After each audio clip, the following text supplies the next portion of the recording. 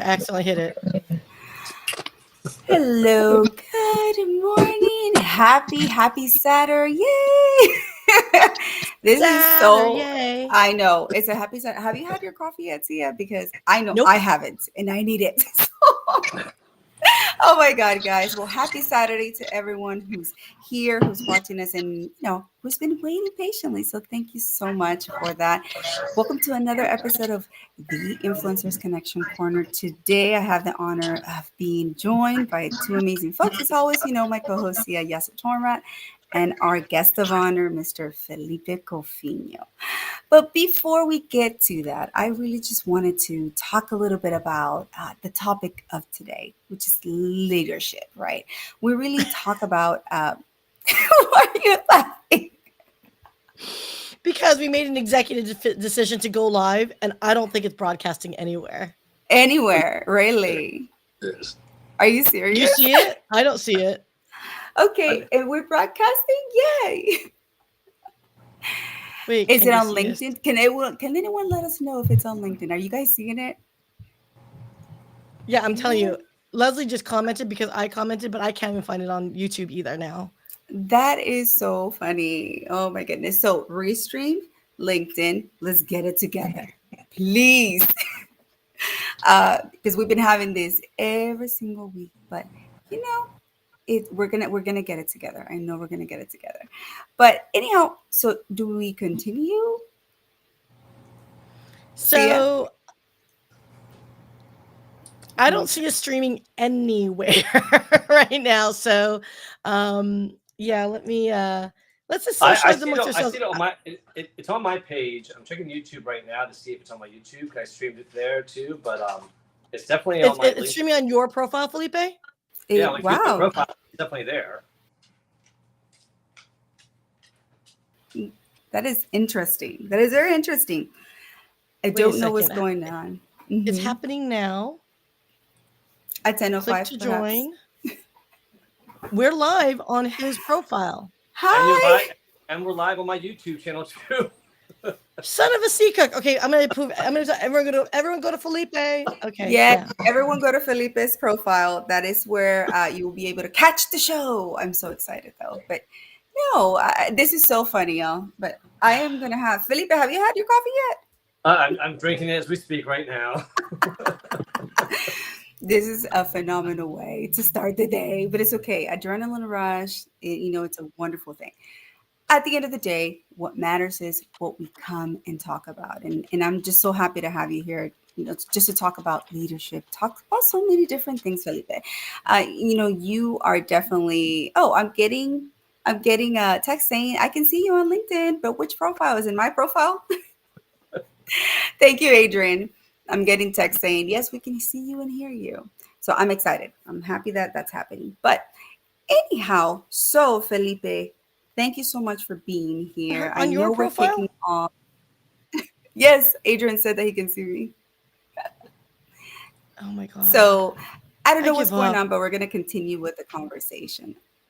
As we're kicking off Hispanic Heritage Month, as you know, we're celebrating this the entire month, literally. So I really wanted to bring in an expert who just knows so much about leadership, knows all the, your illustrious career, Felipe. It's just been amazing. And then also, you speak to your Cuban descent, Cuban roots, and how that has influenced your leadership style. So we're going to get into all of that.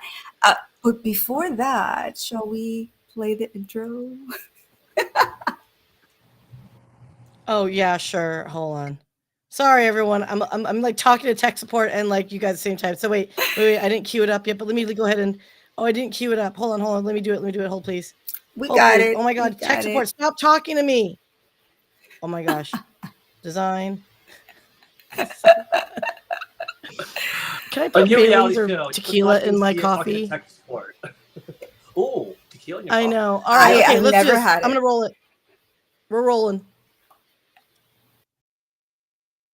Welcome to the Influencers Connection Corner.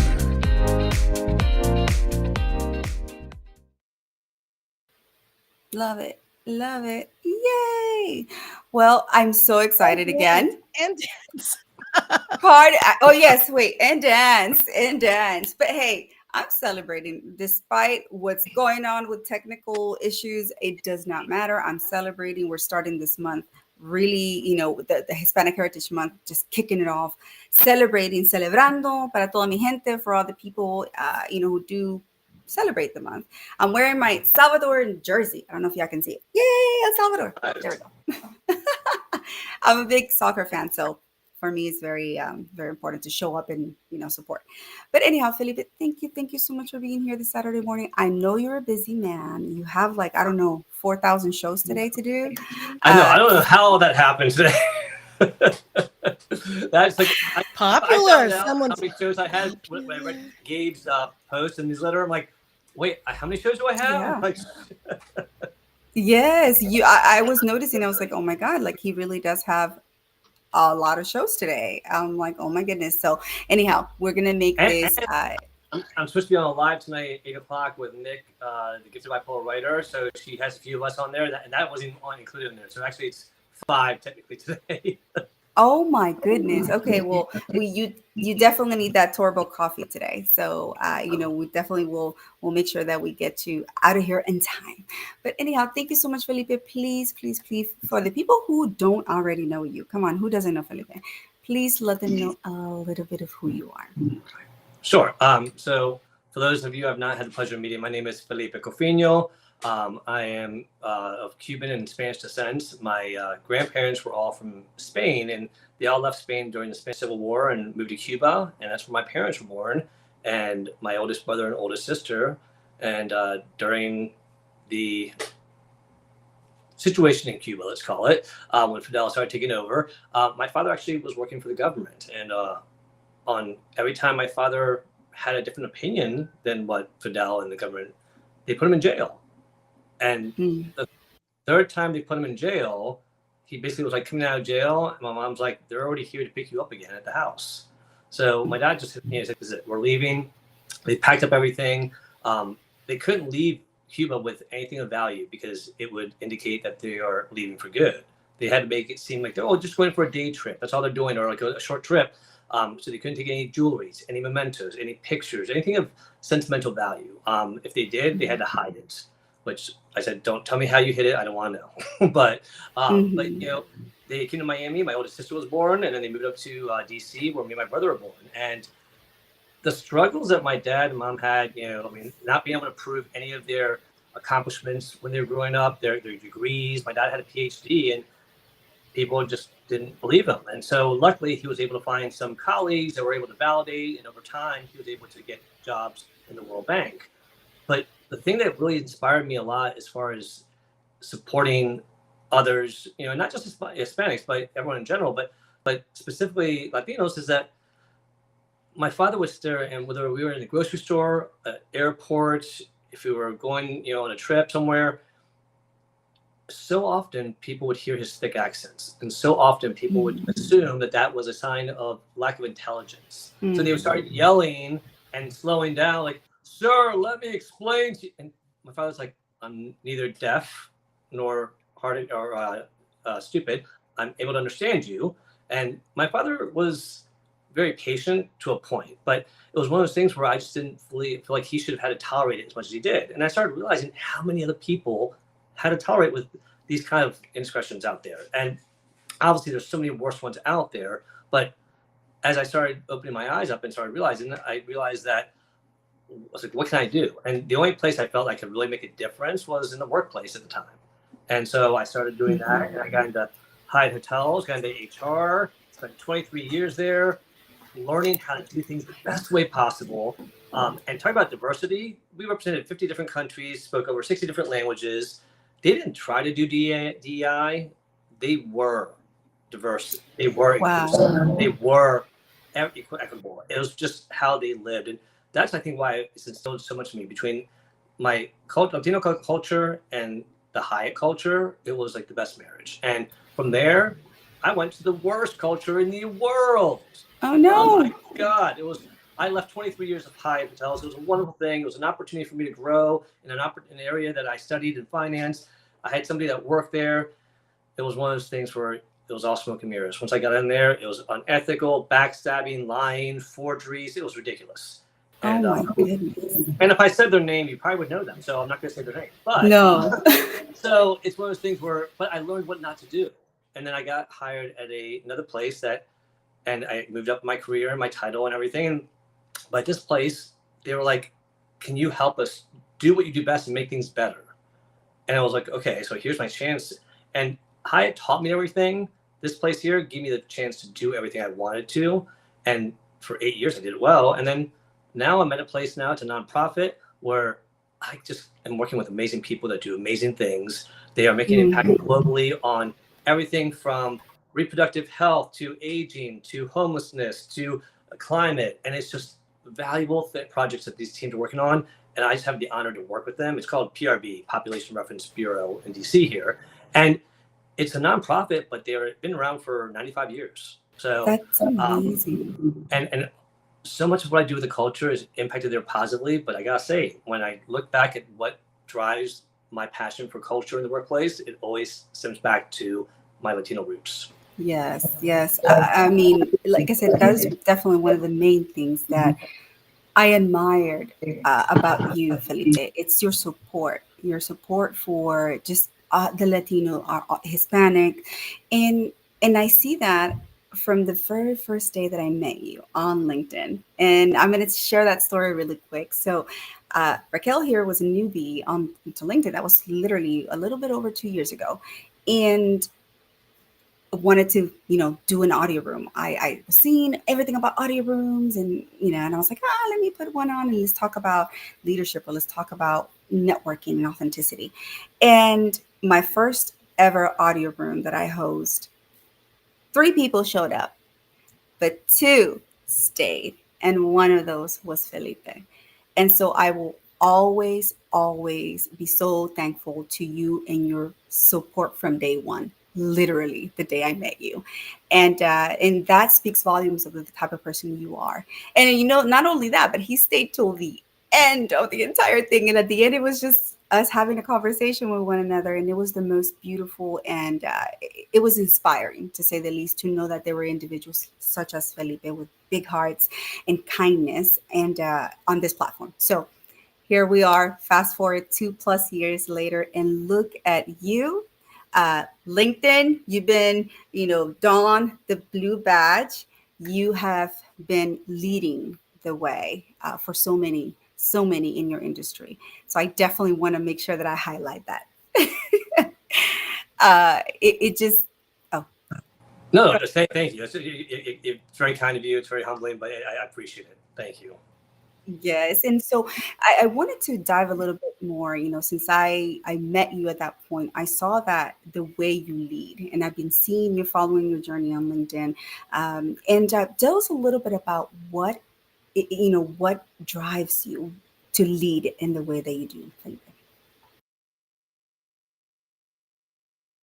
I wish I had the right wording for this, but there's something about seeing someone being wronged. It's whether it's being bullied, mistreated, and it creates a fire in me. I don't know what it is. It's that Latino fire. I think that just starts burning. And just the rage. It's not rage where it's like uncontrollable. It's just like rage is like that's just not right, and you want to do something about it. And I realize that there's times and places where I'm not the right person to do something about it. But in the workplace and what I've been able to achieve in my role, I am the right person to do something about it. And I'm hoping that what I do is inspiring other people to speak up when they see something being wrong, when someone's being mistreated, when someone's being unfair or inequitable.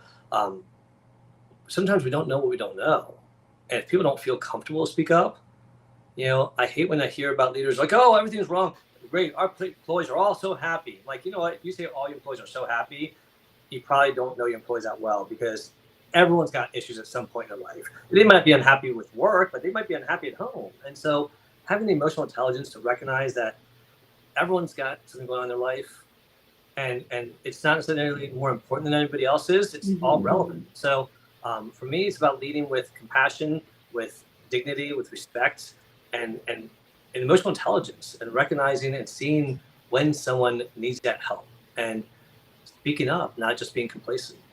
Absolutely. I completely agree with you 100%, Felipe. Just because, it's very important, especially for leaders of today, to really be flexible with an evolving workplace. What are you seeing right now that it's an important thing that leaders need to be aware of? That's a great question there, Rocky, because it's obviously the pandemic opened up a can of worms of working remotely. And I think we've been able to prove that people can work remotely pretty successfully. But I think there's definitely a value to people working together in person too. And I think when you have people trying to do things for the right reasons, you can see some great things happen.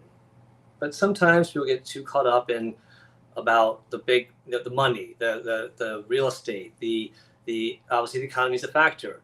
But are we looking at the human factor and seeing what's the right thing to do? Because working remotely, is that the answer? Not necessarily. Bring everybody in 5 days a week? No, not necessarily the answer. Hybrid, I think, is the next natural progression of our workforce. My parents or grandparents had the 7-day work week. It's slowly converted to a 5-day work week. Why is it so difficult to the concept of moving from a 5-day work week to a hybrid work week where you're in the office 2 or 3 times a week and at home 2 or 3 times a week? And trust your team. That's one thing about PRB right now that I love. One of the words I keep on hearing is, we trust our people here. And boy, that is such a huge message, you all. It's a trust. And here's the thing. And if there's an issue, there's accountability. But accountability is not a 4-letter word. It is just simply saying, hey, we're going to treat everyone fairly. That means if you don't do something right, we're going to address it. If you do something well, we're going to recognize it. And then we're going to trust you. And one of the most powerful things that my CEO said to me this past week, she says, am I giving you enough space, or do you need more time with me? Like, she was basically saying, am I being too micromanaging, or am I not being supportive enough? And it was something that leaders don't usually ask that question. Usually leaders like, you need to meet with me 1 day a week, or we need to meet, twice a week and talk about this. Ask the person, how often do you need my guidance? How often do you need me to support? Or do you need me just to let you go and do what you do best? And when leaders are able to do that, it's just a huge difference. And I think the hybrid thing, if we can get out of our heads that everyone has to be in the office, you know what? Why? Why do I need to be in the office from 8 to 4:30 on calls all day long, where I'm not able to leave it for most of the day to go talk to people that are there? I could have done that all at home and save the gas and had another hour and a half that came back to me in commuting time that I could have used either for work or for my family. So, there's no argument you can say. Preach, my brother. Preach. I wasn't ready for the special effects, but no, I think that so I think leaders just need to be open-minded and realize that there's a balance, and if you want to be sustainable, you got to be a little bit future focused and realize, how am I going to adapt to some of the change that's coming.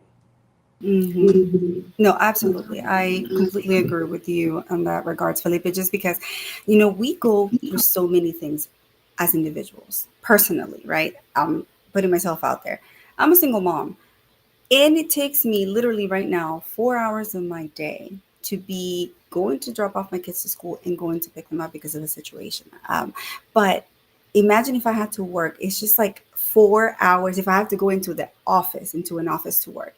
So it's not for everyone. Right now, remote is what is fitting my lifestyle, and so I can continue being sane. So why are we not in the business owners, employers, entities, why are we not more conducive towards appealing for the mental wellness of our employees? At the end of the day, yes, I get productivity, but I find that sometimes I'm even more productive here when I'm not stressing when I'm heading to the office, when there's a lot of traffic, if I get a flat tire, whatever the case it is. Why are we not supporting as entities or employers that? And what do you think that is? It's sometimes people don't appreciate what others are going through until they've felt it or they've gone through it themselves. And it's sad. It's like someone doesn't appreciate what it's like to lose a close family member until they lose it. And all of a sudden, they're all sympathetic about it. I had a leader that was so micromanaging and so unempathetic towards his employees. He didn't care what they're dealing with in their life. He didn't care. He's like, just get back to work. I don't care if you're having family problems. Until he had a rotator cuff issue, and he had to be out for, like, the doctor said, like 6 to 8 weeks. our CEO at the time, who was not a good CEO in my opinion, he was good in crises, but not day to day. When he went to he came to me, he's like, I need to tell our CEO that I need to take 6 to 8 weeks off. Like, oh, it's okay. Medically, you're legally allowed. It, it falls under the employee medical leave.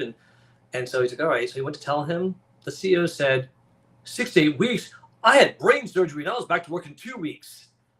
Oh, wow. I'm like, what kind of moron are you? And I'm sorry, it was a moron because first of all, you're stupid enough to think that you can go back to work after 2 weeks after brain surgery. I'm sure the doctor did not recommend that. And second of all, why do you think that you are qualified to make a medical diagnosis of somebody when you have no medical degree? So don't sit there and tell somebody they don't need 6 to 8 weeks when their doctor told them that. I'm a little passionate about that. But I also think that people need to learn that it's too simple. Put yourself in their shoes.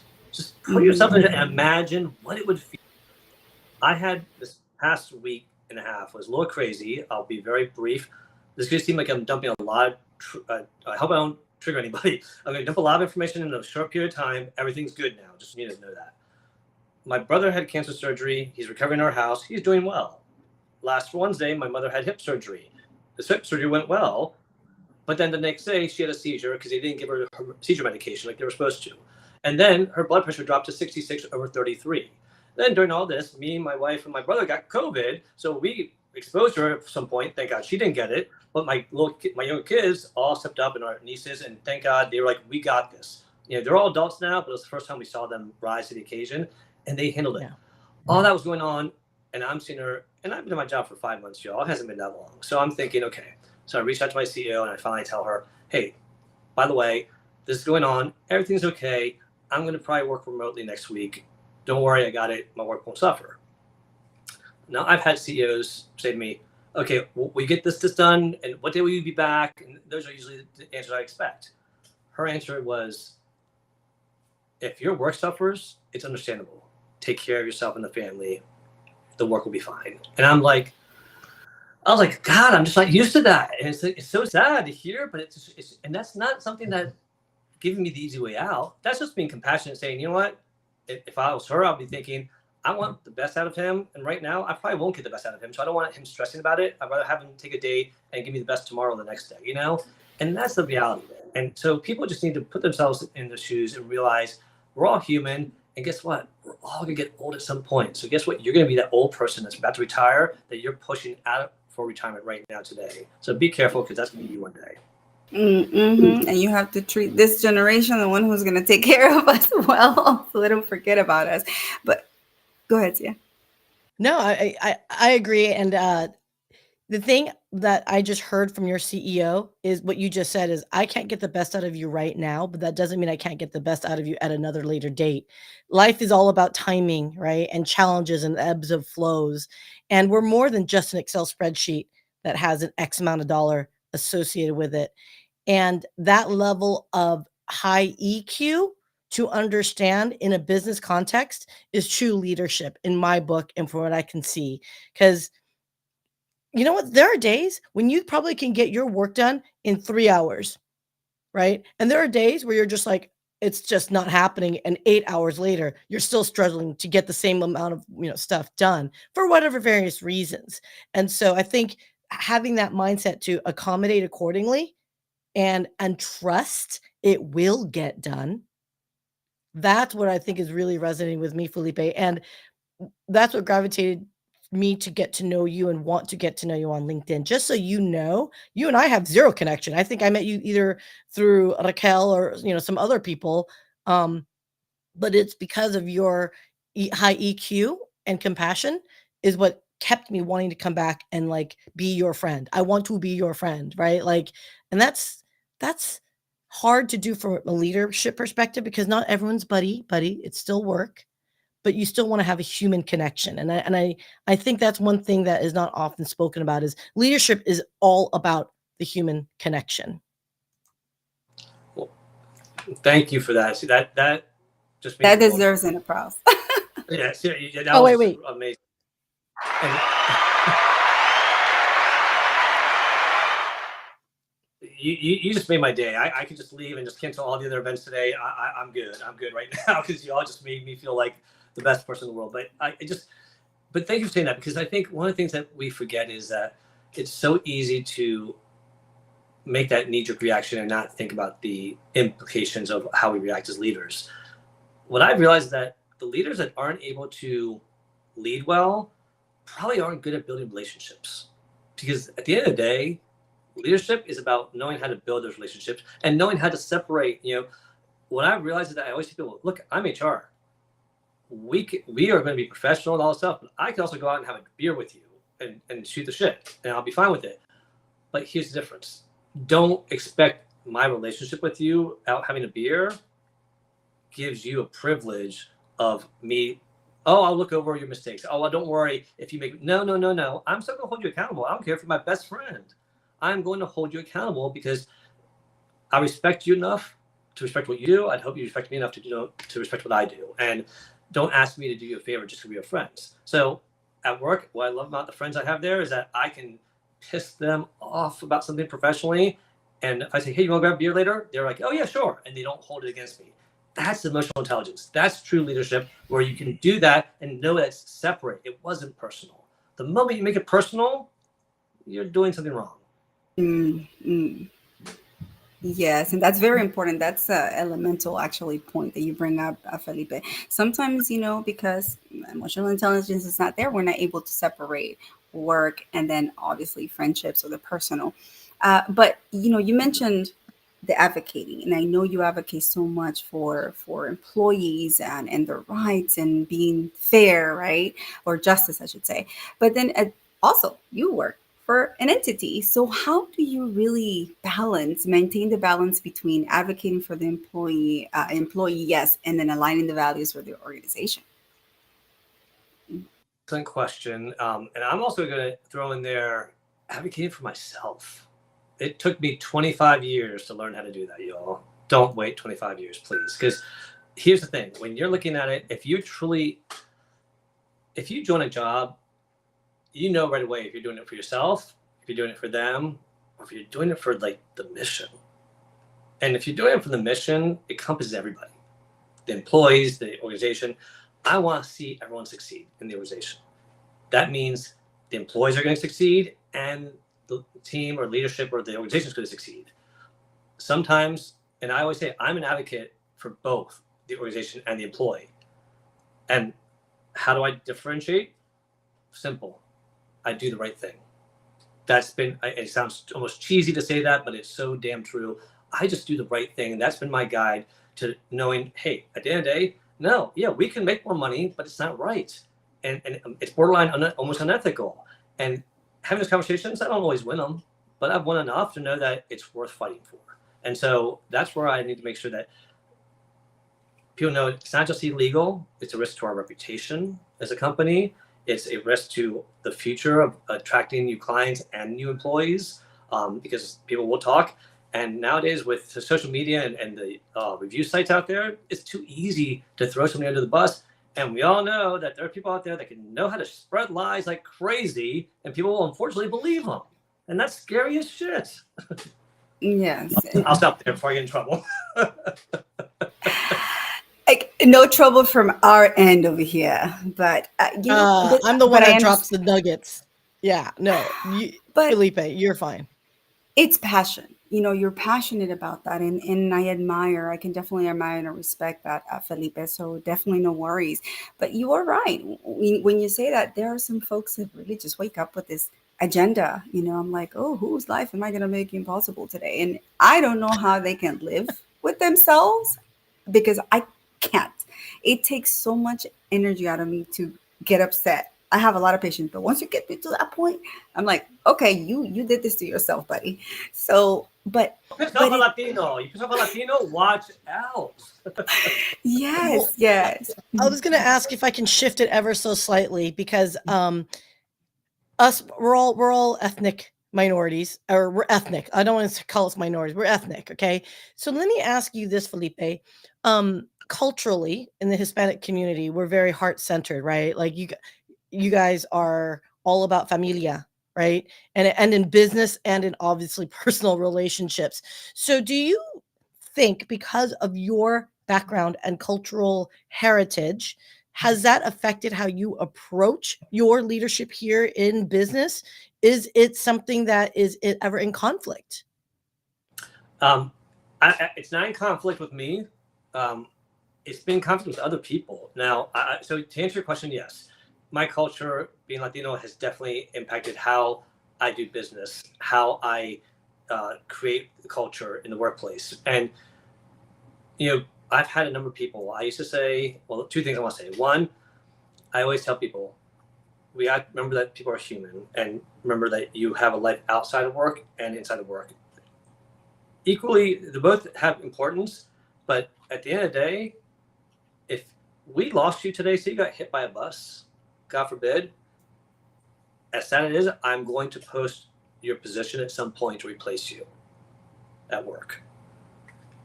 If I die today, my family's not going to post for a new father, a new husband, new son, new brother. That's not going to happen.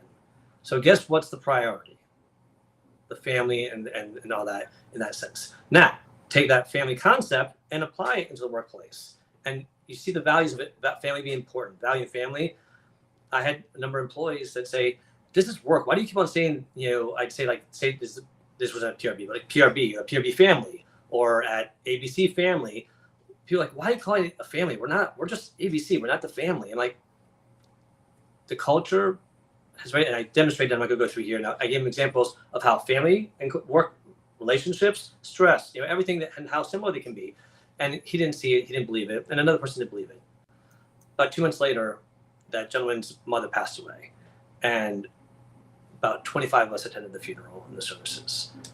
And it was just normal. I mean, just go over, hey, pay respects, right? And we're all there for him. He came back after like a week, and he sent us a long email to the entire company just saying how much he appreciated all support and how he regrets not calling us family. And he realized now what it means to be family because of the support that we gave him and how everyone rallied around. And that's on that day after being emotional. After that day, and he just saw how much we cared about him as a human being. And I think that's probably one of the biggest hurdles I have to overcome sometimes in HR is, it happened at PRB and every new place I've ever been at, it's like they think, oh, he's just enthusiastic. He's not being authentic. He's just new. It'll wear off. No, this is who I am. It doesn't go away. And unfortunately, for some people, they think they're worried and they don't believe that I genuinely care about them as human beings because they think, well, I've had a bad HR person. I don't care. But the family culture that I grew up with, the respect for other people and other cultures that my father and mother taught me has all transited into here. And I have really been able to coach some executives to understand and see the value of those cultures. And once they see how, and you got to translate it into how does it translate into business. When they see that, it makes an impact. Oh, yes. Yeah, I mean, absolutely. I think, Felipe, you nailed it when it comes to capturing what the Latino spirit, that Hispanic spirit that we have. We're very family oriented, and it's just the way that we are, and we place a lot of value on connections and relationships. And I always like to say, look, I'm Latina, I have no bubbles, I hug everyone, but that is just who I am. It's not that I'm being disrespectful. It's not, no, that's just who I am. The person you see in front of this monitor is going to be the same person that you're going to meet in person. So, and that's the beauty, because there's transparency. And when there's transparency in a connection, there's always going to be that trust, whether in business or in personal life. So thank you for definitely bringing that to the table and to the discussion. But one of the things that you also mentioned was developing the leaders, right? So how do you approach developing talent and leaders, or identifying them with your potential teams? So first of all, some people have that natural talent and you see them that you want to curate that talent and help, fuel that. Others want to be a leader, not always for the right reasons. One thing I've always said is, and I always try to talk about this in my rooms, I'm doing training next week at PRB about it, is understanding people's communication styles and understanding how they like to receive and get information. Because if you're not getting through them in your communication style, you're talking to a brick wall, I'm sure we've all had that person, someone just starts talking and just their style rubs the wrong way, and we tune them out. My wife does it to me all the time. She's very good at it. So, so I'm sure a lot of wives are out there and know how to tune people, their husbands out. and I'm sure a lot of wives will say that their husbands tune them out. So let me just be equal on both sides. But with the fact that, I lost my train of thought. Remind me. Where's the talent? In regarding talent, and Oh yes, how do you cultivate? Thank you. So with the talent pool that we have, when you have someone that has that talent and you curate it, they're hungry for it. They show the hunger, and it's great. The others, it's helping them see. I had a CEO one time that didn't understand the value. He thought emotional intelligence, that's just a fad. I said, okay, well, no, it's not. It's actually a science behind it, but okay. And so I realized that my voice on this topic was not going to make an impact. I realized that the topic itself, he was very closed off on it, but he was very big on following other leaders out there. So I did some research. I found leaders that displayed emotional intelligence that were successful and tied it to business success. Like big leaders out there that I knew he read articles on. I put 3 copies. He liked to read paper. I put 3 copies of the article on his desk, and I never said anything. He never said anything to me, but a week later, we're in a training session with my trainer, and he comes in to ask the trainer about how it's going. And he's like, so are you doing anything about, recognizing, stresses in your employees, that emotional intelligence stuff? And he started quoting things from the article. So I knew he read it, and I knew some of it resonated with him, probably mostly because his ego was, I want to be like this leader. So, but it was my way of getting through to him. It might be a little manipulative the way I did it, but the bottom line is I got through to him the way that I thought I could, and his style improved. Okay. The people that want the initiative and want to do it because it's right, I'd rather work with them. But when you have a CEO that's in that role already, you got to work with what you got. Yeah. And others just need training. I will say that training is such a huge thing that we don't do enough of. There's so many leaders that have been in roles, executive roles, that have come to me in confidence and said, can you get me some leadership training or management training? I've never had any in my entire career. And sometimes I just feel like an imposter. And so those are the people that think, oh, we don't need training. Dude, we don't need training. You can wake up one day and it's like that kid that you didn't say, oh, they don't need to read. And all of a sudden they're an adult who's illiterate. I mean, come on, you're not helping that person. Man, Felipe just came out and speaking truth. It's like, boom, here you go, fire for you. Let's go. I love that. No, but I love it because you're bringing up the realities of what happens in workspaces, in workplaces. And to me, that is important. And one of the reasons why, I left previous employments or places is because of the culture. It was just so negative. Why do people love just to marinate in negativity? I'm like, no, we need to really cultivate a positive, landscape, a workscape. How do you cultivate one? You're successful, super successful in doing that, but could you give us a couple of details? And you cut out for a minute there. How do I cultivate what now? Positive workplaces. Oh, yes. So I realized that, first you can't put a round peg in a square peg in a round hole. What I mean by that is I just started my job at PRB about 5 months ago. I cannot assume that everything that I did in my last job is going to be successful here. I got to get to know people and understand what they want. I was dealing with a bunch of finance people before, then I went to education. Now I'm dealing with a lot of data research people.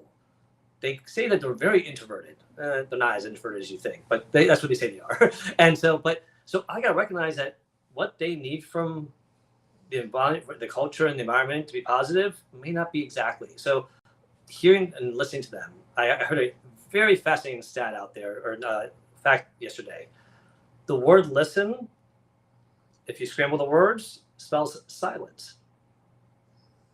I thought that was fascinating. So remind ourselves, be silent. Shut the hell up when other people are talking and just listen. So I just thought it was really profound. You're writing that down, aren't you? See? No. I was ready to do this one. Okay, sorry, that wasn't it wasn't the sound I wanted to do. That was a mic drop. Yeah. So okay. So we just need to make sure that people are listening and hear what they want, and then you can't give them everything they want, but if you deliver things that they want, they're going to be so much receptive.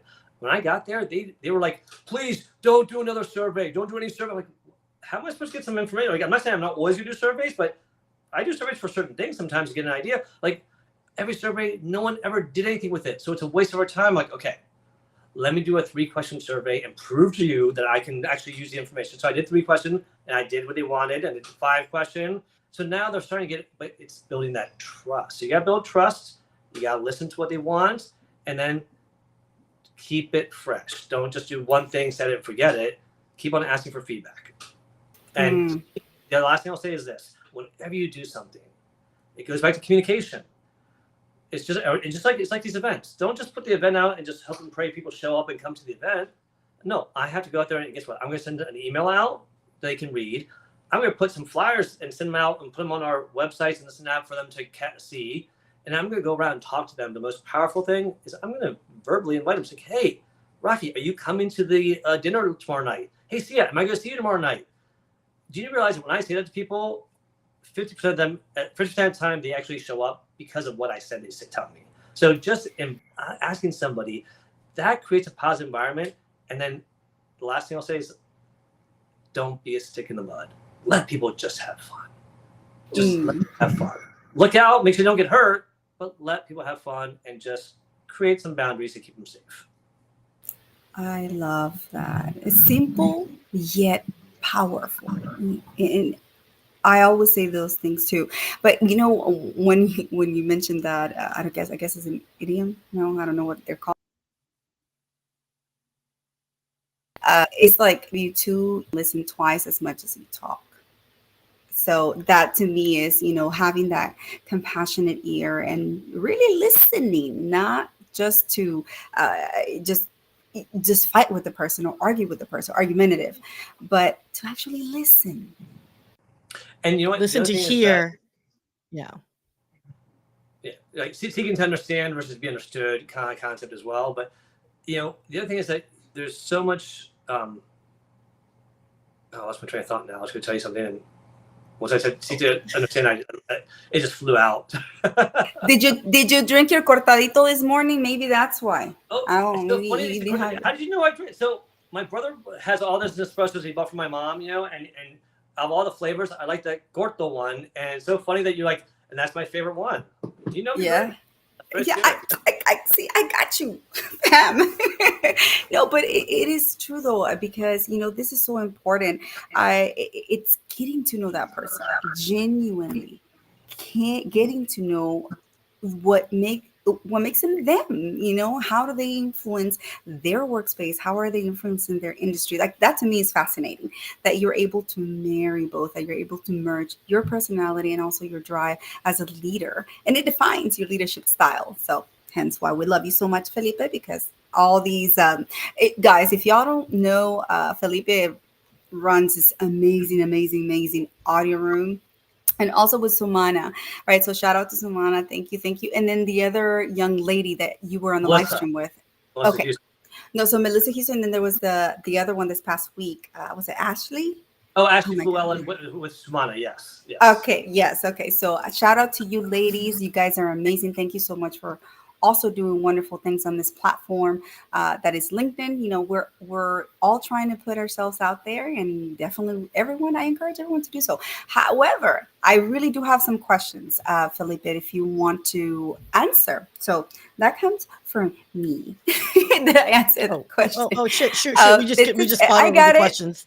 I got it. Here we go. So, Felipe, how do you, I want to say, think talent is developed?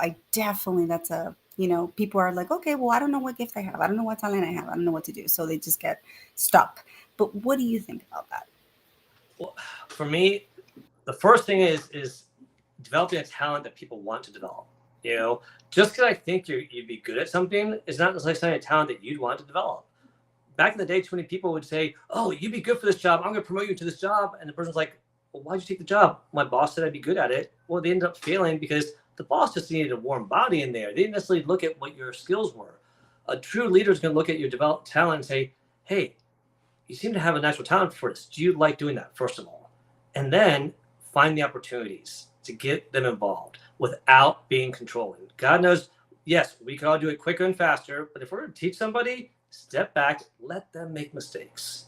That's how they're going to learn. But tap into the passions, tap into what they're excited about, because if they're excited about it, they're going to be so much more eager to learn it. And so that's the number thing. And it doesn't have to be in their area of expertise.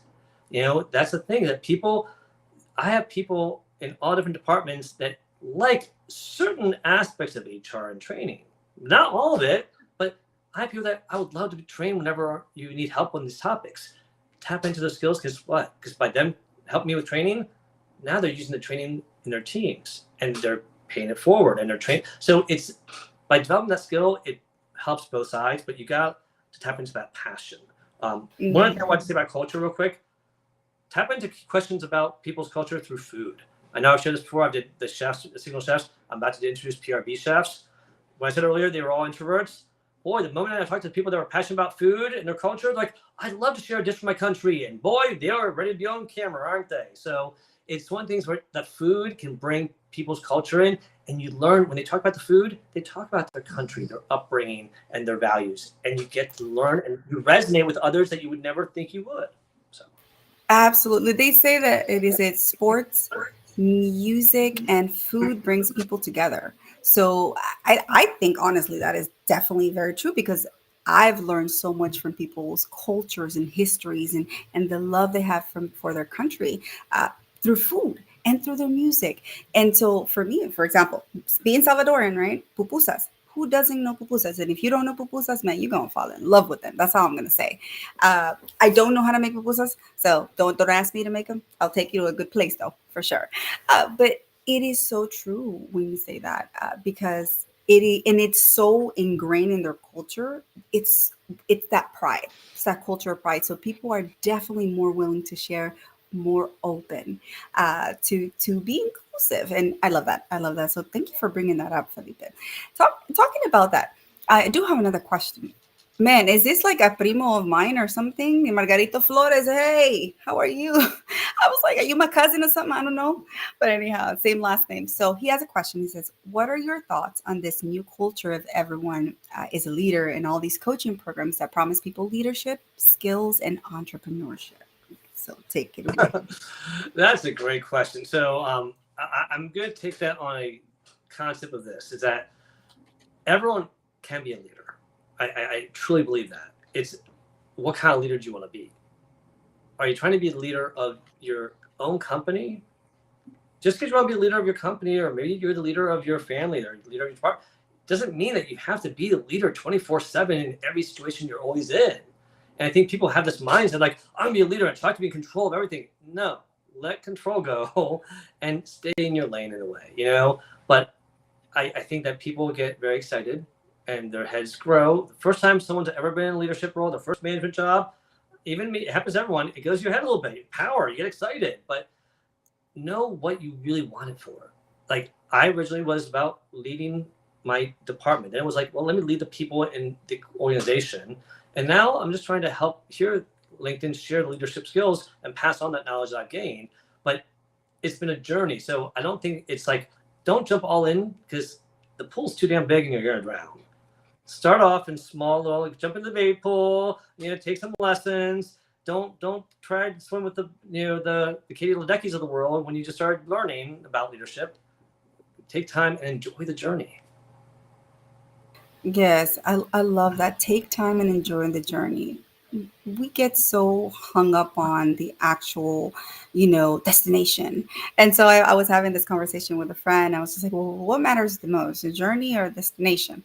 And, we were sitting there and I'll tell you my version of it. And whichever one you're able to savor the most is where you definitely, I guess that's your favorite one. But to me, it's the journey.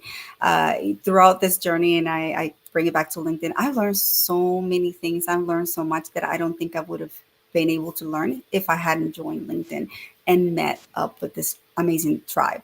So to me, I think it's a journey. Yes, the destination feels like yeah, that's it. That's it for you. This is your cap. And I'm like, but no, there's a limited potential with, all of us.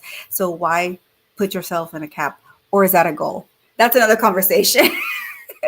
That's a different analogy one. that's popped in my head with food. I don't know why, but you talk about the journey and destination. It's think about the food that you eat. When you're chewing it and you're eating it and tasting it in your mouth, that's the journey. You're tasting the flavors and everything. When you swallow it, that's the destination. Who cares about when you swallow it? You don't taste anything. Nothing's there. But when it's in your mouth, the flavors are bursting and it's tasting everything. That's the journey. That's the fun part. Once you swallow it, okay, you're there, but is it fun? That's the analogy that came to my head. It's all I don't gonna know come out. why. Now I'm Here's the hungry. point. When you're ingesting like food, right? You are tasting the culture, the history. There's a reason why food is prepared a certain way that it is, right? Maybe availability of the products. Maybe tropical food is going to have very different fruits, for example, versus something in the Arctic regions, right? Um, but it all comes out in the end the same way, you guys. And that's the whole point of it, right? Is what we put into ourselves. We get to enjoy the flavors, but it still comes out in the end. Same. So it's all the same, everyone. But can I just share one thing? And I apologize, that's kind of like a little distracted trying to get something up. I want to make a comment about someone saying about leadership. So about Margarita's question about everyone's a leader, everyone's a leader. What I think of with leadership on this is leadership is understanding at the team, the group of people surrounding you, understanding everyone's strengths. And it's not pulling people, it's not pushing people. It's recognizing at any given point in time, where is it that the group needs to be able to further their mission, make it one step forward. If this particular individual is strong in this particular task or has a skill that is needed at that point, leadership is recognizing that that individual, give them that elevation opportunity, but it's also within the team itself to know, hey, wait, that's my skill set. I can drive this. And then that's where leadership comes into place to also step up to say, hey, I can rise to the occasion. Give, I would like this opportunity, or give me the opportunity, whatever it might be. Right. So, Margarita, just to answer your question, from my perspective on that is, I think the coaching programs, I do think choose wisely on whom you decide to go with a coaching program with. Not all keys work the same. Not there's a lock for every key, but ain't no 100 coaching program going to be perfect for everybody. So I do caution people, and maybe this is just me being the cheap person that I am. You know what? Just because there's a name brand person that's like, I've helped billions of people and you can spend $20,000. Like, no. Do what is right for you. That's going to be appropriate for you. I'm very leery of people selling these huge high dollar courses when it doesn't need to be that way. Now, I get it, high paying coaches. I get it. I'm not trying to poo-poo your business. All I'm trying to say is for those that are really in need for the development, don't go out, don't put yourself in debt, because I do feel like there's other coaches maybe at different price points or whatever that might be a better fit. That's all I'm going to say to that. But yes, Syya, that was my rant. I love you to death, and what you said was just perfect. And one of the best signs of a coach is someone that is not convinced that they're the coach for you, and without talking to you. A coach is, Melissa Houston's done this, I've done this. We have sent people away and said, you know what? I have a coach that I think would be better for you. And that's, I think, a great coach there that recognizes that. The people that, I will say this, I wasn't expecting about coaches, but since you brought it up, the coaches that have never done anything around the area they're coaching in. For example, if I was going to coach about women and menopause, and there are people out there doing this, or coaching for people that are, in the 90-year-old range, I don't have that skill set. That's not my. I'm not saying that people can, but that's not. So if I don't have any backup history in it, that's something that when I look at a coach, I just want to see where did your desire to coaching come from? Oh, you used to do this, and this. Okay, I see the tie-in. But when I see like, oh yeah, well, I'm coaching to nurses in menopause, dude, you were working at Best Buy for the last 10 years. I don't get it. How did that transition? Those are the ones I fear. Those are bad actors. Those are the ones that are trying to make money off of people that don't deserve it. So I'm a little passionate about that. Sorry, you triggered it, but see, and I'm glad that you gave the analogy of the other end versus the stomach, because that's what I wanted to say, but I didn't say it. Well, let me tell you, Syya will definitely say it for you. Syya, I'm like, hey, okay, Syya. I'm like, oh gosh, I have to no, don't say that. But anyhow, so I know your QR code is up. I wanted to give people a chance, an opportunity, if they don't already know you, how to get to know you, how to contact you. And so please share with the audience. Mm-hmm. Nope. Oh, there you go. Okay. Obviously, the easiest way is to reach me out on LinkedIn. I'm definitely going to be the most active there. If you send me a DM, I will get back to you. Just sometimes I get a lot at one time. It gets a little overwhelming. And Rocky, I know you appreciate that. But I'm also, available. I have a YouTube channel as well, so you can find me there. But I also have my link tree that's on my LinkedIn profile link there that has all the events I do, so that you can catch them there a little bit quicker and easier. And obviously, if you do have need for coaching services around career coaching or executive leadership, I'm available. I only take about 1 or 2 clients on a month. It's very minimal. I want to make sure that I have time first for my priority job, which is PRB, but also I don't want to have so many clients that I'm not giving them the best version of me that I can. And it's something that I do on the weekends and evenings here to help people out. So. I love that. Yes, and I know that. Scan that code, y'all. Scan that code. You will be amazed at how amazing Felipe is, and how you just really pour into people, Felipe. That is one of the things that spoke to me from the day one, from the get-go.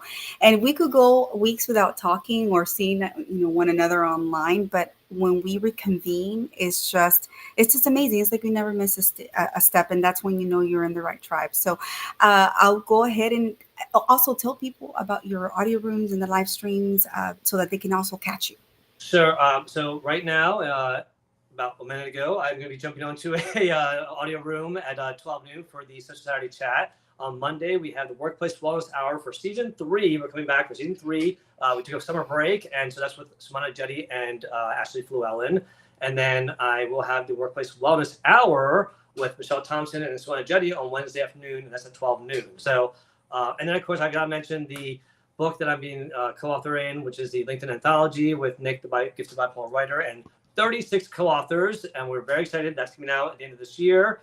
And then I'm also speaking at a work-life balance summit with Dr. Farron and Damian Kinsey, and I'll be presenting at that on October 4th and 5th or 7th and 8th. I forget which. I have 2 different events on those dates. So, but it's in my profile. I'm going to post about it later today. Okay. And I know you need to go. Thank you, Felipe. Thank you so much for just being amazing, for being here. And can I just shout out how great you are, Rocky and Syya? I mean, Syya, you are like the amazing back person, behind the scenes person that just is so amazingly giving of your time, and you're so freaking talented. It blows my mind. And you're an amazing person. And Rocky, just, I've connected with you from day one. You're like a sister that I've always wished I had. And I have 2 sisters, but and so I definitely feel like you and I have a special connection, and I value both of you so much. So thanks for being a connection, thank you for being a friend, and gracias para todo. Oh my God. Thank you, Felipe. I know you need to go. Gosh, you're going to make me cry. Oh, Jesus. I love you. Thank you for your mentorship. Thank you for your leadership. Thank you for what you do for the world, for your community, for everyone alike. And so with that said, guys, please reach out to Felipe. He will change your life. And I want to take a quick moment to just acknowledge my daughter in the comments, Jocelyn. It's her birthday. She turned 11. So I just wanted to tell you I love you and happy birthday. We're going to celebrate. Woo! I love you, sweetheart. So anyhow, guys, thank you for being in the comments. Thank you for, please reshare this information, repost, and, just because all this information that was given here is valuable. Felipe has a wealth of knowledge there. And so, the show definitely will help someone else. So please, before we leave, take a few seconds and give a shout out to our sponsor, Tausi. Shout out. Let's go.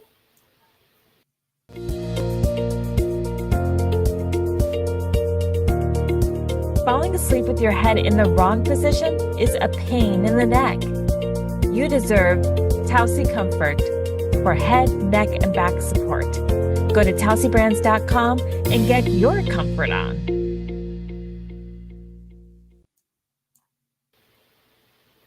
Woohoo! Shout out Janice. And with that, guys, thank you so much for being here. And we will be back in a few weeks with another stellar individual, continuing celebrating Hispanic Heritage Month. So love you all. Thank you for the support, and vámonos. Ciao. For joining. If you enjoyed today's show, please subscribe and follow us for the next